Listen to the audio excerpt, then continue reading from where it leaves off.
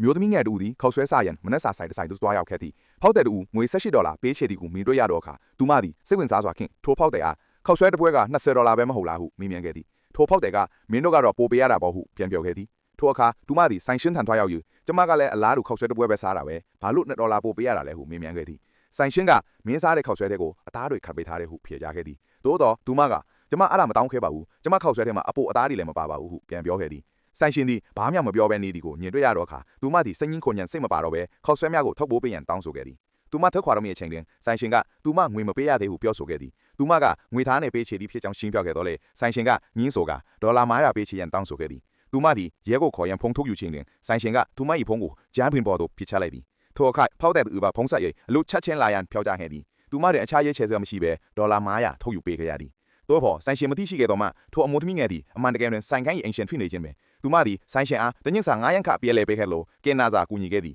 ဆိုင်ရှင်သည်ကျေးဇူးတင်ရှိခြင်းမရှိခဲ့ပေအမျိုးသမီးငယ်သည်သူမ၏ဖခင်အားခေါ်ယူကာ900ခတညစ်စာအားလုံးကိုပြန်လဲကောက်ခံစေခဲ့သည်ထို့နောက်သူမသည်ဆိုင်ကိုပြန်လာကာစာချုပ်ကိုဆိုင်ရှင်ထံပေးရလျက်ဒီဆိုင်ကကျမပိုင်ပါတယ်မင်းဆိုင်က900ကတညစ်စာအကျွေးတင်နေပါတယ်မပေးနိုင်ရင်ကျေးဇူးပြု၍ထွက်ခွာသွားပါဟုပြောကြားခဲ့သည်နောက်ဘာဆက်ဖြစ်မလဲဆိုတာသိအောင်ကျွန်တော်ရဲ့အကောင့်ကို follow လုပ်ခဲ့ဖို့မမေ့ပါနဲ့နော်